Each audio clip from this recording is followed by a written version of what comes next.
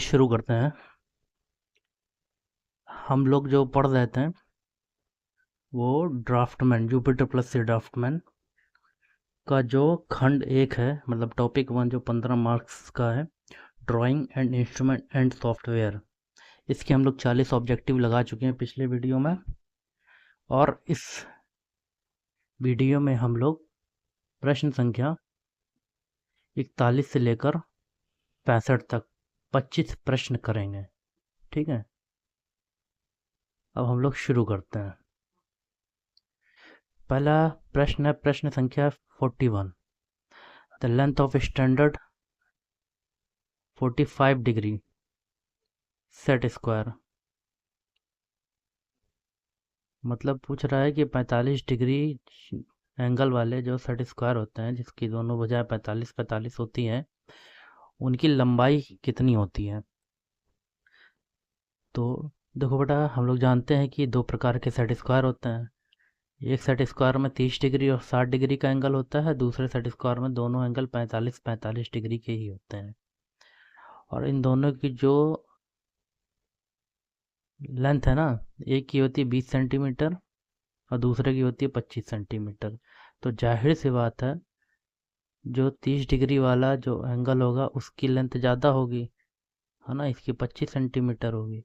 और हमसे पूछ रहा है 45 45 वाले की, तो 45 45 वाले की दोनों लेंथ बराबर होती हैं और छोटी होती है, तो ये 20 सेंटीमीटर होगी। ठीक, तो सही उत्तर हमारा 20 सेंटीमीटर। दो ही लेंथ होती है, एक तो होती है 20 और एक होती है 25। 25 जो कि होती है 30 वाले की, तो इसको काट दो, 30 होगी नहीं, 35 होगा नहीं, तो सही उत्तर हमारा 20 सेंटीमीटर है।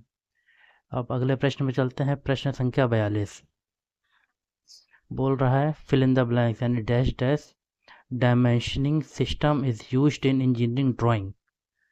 तो इंजीनियरिंग ड्राइंग में कौन सा डायमेंशनिंग सिस्टम यूज़ करते हैं इनमें से।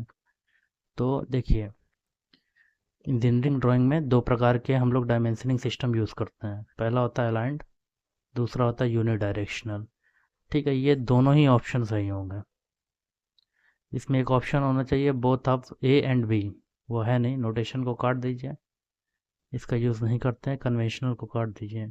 अब देख लेते हैं कि ये डायमेंशनिंग सिस्टम होते क्या हैं।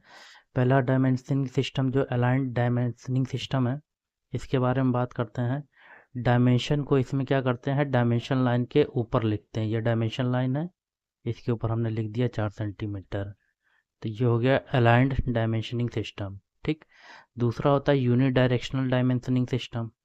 इसमें क्या करते हैं, डायमेंशन को जो हम लिखते हैं वो डायमेंशन लाइन के बीच में लिखते हैं। ये हो गई आपकी डायमेंशन, बीच में जगह खाली, यहाँ पे हमने लिख दिया 4 सेंटीमीटर। ठीक, तो ये हो गया आपका यूनि डायरेक्शनल डायमेंशनिंग सिस्टम। ठीक है, दोबारा से करते हैं कि ड्राइंग में डायमेंशनिंग सिस्टम कितने प्रकार से कौन सा होता है। तो दो होते हैं, कौन कौन से, एक होता है अलाइन डायमेंशनिंग सिस्टम, दूसरा होता है यूनि डायरेक्शनल।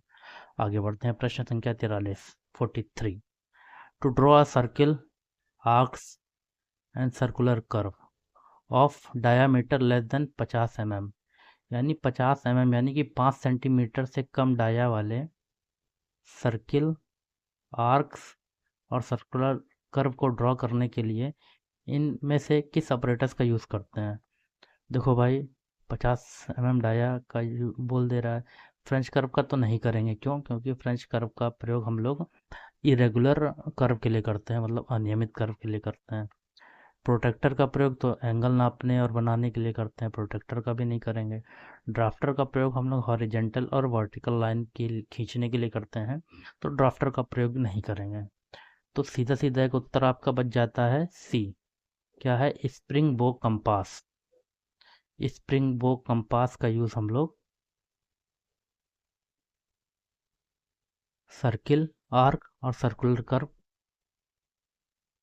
का यूज़ करते हैं, ठीक है, खींचने के लिए। आगे बढ़ते हैं। प्रश्न संख्या हम लोग पढ़ेंगे अब 44 यानी 44।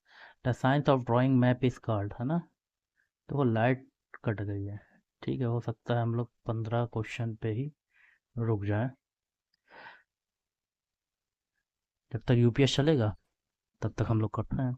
The science of drawing is map is called, है ना। मैप मैप ड्रॉ करने की जो साइंस होती है वो क्या कहलाती है?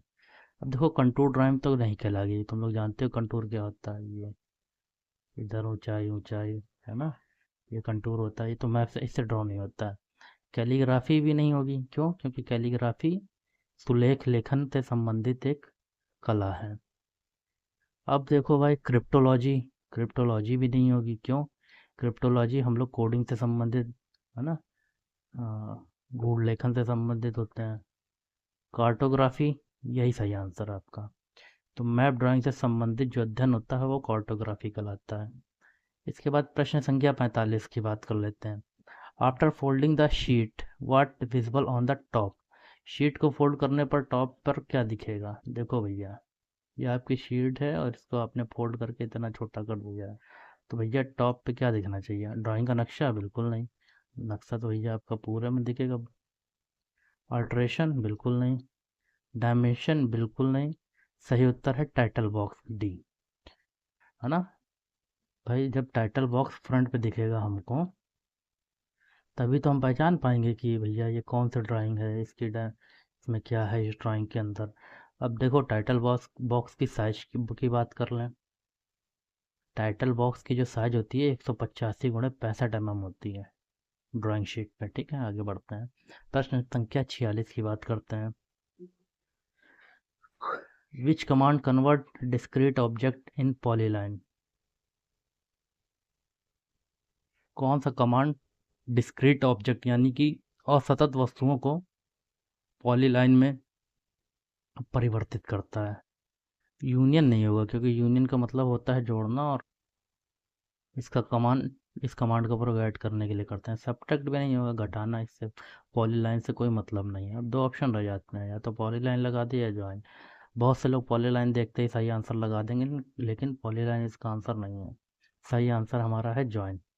ठीक, जॉइन इस कमांड का प्रयोग वस्तुओं को पॉलीलाइन में, असतत वस्तुओं को पॉलीलाइन में चेंज करने के लिए करते हैं। अब यूनियन कमांड का प्रयोग किस लिए किया जाता है? यूनियन कमांड का प्रयोग 2D और 3D आकृतियों को जोड़ने के लिए किया जाता है। प्रश्न संख्या 47 पे चलते हैं। Which of the following is not pictorial drawing? इनमें से कौन सी पिक्टोरियल ड्राइंग नहीं है? सबसे पहले पिक्टोरियल ड्राइंग होती क्या है इसके बारे में हम लोग जान लेते हैं। वह प्रोजेक्शन जिसमें ऑब्जेक्ट की शेप और साइज एक ही व्यू में आसानी से समझ आए, उसको पिक्टोरियल प्रोजेक्ट कहते हैं। ठीक, अब देखो पिक्टोरियल प्रोजेक्शन ड्राइंग में जो होता है, उस ड्राइंग को हम पिक्टोरियल ड्राइंग करते हैं। और पिक्टोरियल प्रोजेक्ट 3 प्रकार के होते हैं। कौन कौन से होते हैं? एक्सोनोमेट्रिक, ऑब्लिक प्रोजेक्शन और पर्सपेक्टिव प्रोजेक्शन। ये होते हैं 3 हमारे पिक्टोरियल प्रोजेक्शन। अब जो इनमें से नहीं होगा वही हमारा सही आंसर होगा। ठीक, अब देख लेते हैं। आइसोमेट्रिक होता है, एक्सोनोमेट्रिक होता है, पर्सपेक्टिव भी होता है, मल्टी व्यू नहीं होता है। ठीक, aspect ratio drawing is defined as the ratio of, है ना। ड्राइंग में जो एस्पेक्ट रेशियो होता है उसको किस रूप में परिभाषित किया जाता है? वो रेशियो हमारा लंबाई चौड़ाई होता है, कि चौड़ाई लंबाई होता है, कि लंबाई में? देखो मोटाई से कोई मतलब है नहीं ड्राइंग में, सीधे सीधे लंबाई और चौड़ाई, ये हमारा रेशियो होता है, लेंथ टू ब्रेथ।